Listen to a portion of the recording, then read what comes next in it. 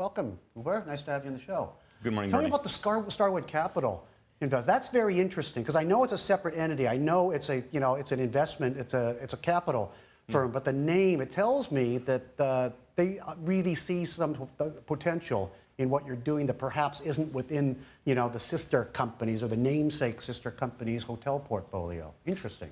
Yeah, I certainly hope so, right? I mean, Starwood Capital is no new to the hotel industry. They're behind the creation of some of the greatest hotel brands out there.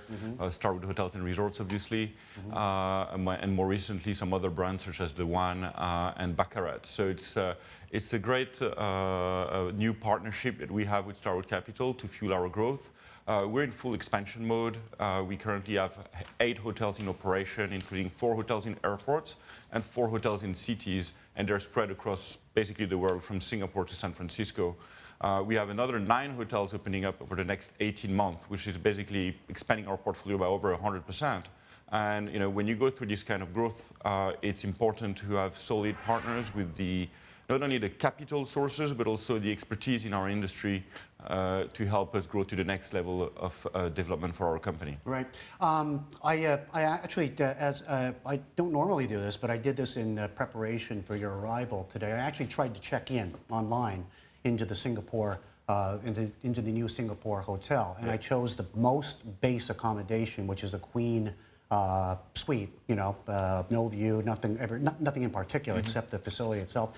And I looked at the price, it's $155. I said, that's not too bad. I mean, for Orchard Road, Scott. So I went in further and I said, what do I get for that? There's no desk. There is a reclining bed. There's a smart bed. Correct. There's a stand-up shower. The sink, I think, was on the outside of the shower. Now, who is going to stay in a place like that? Obviously not a family of 5. Well, you never know, right? And you actually, have a desk, a reclining desk within the room. So our philosophy in terms of design is let's give to our guests exactly what they need and nothing they don't need, right? So what the global traveler needs nowadays is obviously a super comfortable stay, great bedding, great shower, great bathroom, lots of technology, the ability to plug in, right? And most of our guests bring their own device and they plug in within our hotel. Sure. And then they don't stay very long, do they, right? People travel around the world. The average length of stay in a city like Singapore is 1.5 nights. So what you then need is the ability to connect within the city, so having co-sharing, co-working, co-living places, but the room doesn't need to be large. The room needs to be smart. The room needs to be connected. Right. It doesn't need to be large as traditional hotels used to do. Right. What were we just looking at? I don't know if you saw it, but there was a robot arm. What's that doing there? Is that storing things or is that grabbing mail? That's YOBOT. That's our robot in New York, and it's a luggage concierge. Luggage? Yeah, absolutely. Wow. I mean, another thing that our guests need, they don't stay long. They plug in, they move on, they go across the city, they leave their luggage behind, and we always try and do things differently and utilize technology to enhance our brand and enhance guest services. So YOBOT was created to carry luggages for our guests, store them whilst they're discovering the city, and pick them up before they go to their You've airport. automated the whole process, haven't you? From check-in to the stay to check-out. I don't actually have to engage with a human being. It's all automated and it's all done through my smart set, right? Absolutely, right? I mean, we're trying to give back time to our guests, remove the transactionary elements of a hotel stay.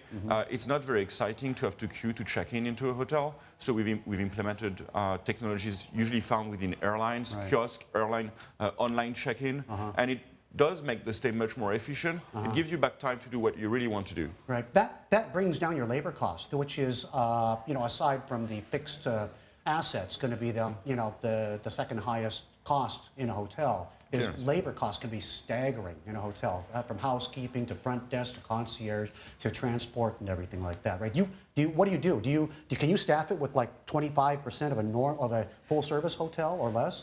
We usually have a ratio of 0.3 staff per cabins or per rooms, which is quite efficient for our industry standards. 0.3? Yeah, correct. So what's normal? For a 300-room hotel, we would typically have less than 100 staff. Right. You will see some of our competitors having 300 staff for a 300-room hotel.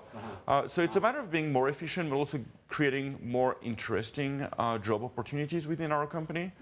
You don't need to be a check-in clerk. You become a customer relationship manager. You look after our guests from the beginning to the end of their stay. It's a more exciting, more fulfilling opportunity for employees within YOTEL. And therefore, we're not just creating less jobs, we're creating better jobs. Are you a brand manager, or do you own the real? You don't own the real estate, do you? I mean, you don't want to be you don't want to manage that. You don't want to have that kind of capital commitment with your model. We're purely focused on managing hotels under our proprietary brands. We have two brands, YOTEL within city hotels and YOTEL Air within airports. We don't own the assets. We work with private equity funds, family offices, developers, real estate companies who actually own the real estate. We think it's better to each of us to focus on what's important. We're good at managing hotels. We're good at creating experiences. We're not there to manage real estate. You know, hotels and airports, those really underserve the transit passengers. I can't tell you the number of times I've been at Narita, at gates 42 through 47, and the day lounges are all rented out, and there's 7 of them for all those international arrivals and up to 8 or 12-hour layovers, and you have to sit in that damn hall out there. What are you going? Is this a niche? Is this an underserved niche that you're looking to conquer? Because it seems like it's really underserved. Absolutely, and that's actually where we started. Our first 3 hotels were within airports, with Heathrow Airport, Gatwick Airport, Schiphol Airport. We've opened a hotel in Charles de Gaulle. We're about to open a hotel in Changi Airport. We're obviously very excited to expand in Asia, in other airports from Narita to Sydney. Hong Kong would obviously be an obvious choice for us. Any large hub airports has transient passengers who actually need places to stay, relax, refresh before jumping into their next planes. Improving the experience within these kind of hubs is really what is our mission, making it easier, affordable, and comfortable. Okay. I was expecting a smaller place because I was led to believe it was like a first-class cabin, but it's like 150 square meters, for the YOTEL. It's bigger than a first-class cabin, so you might want to revisit that marketing spin a little bit. Hubert, thank you very much for your time today, okay? It's been very enlightening. Hubert Viriot of YOTEL.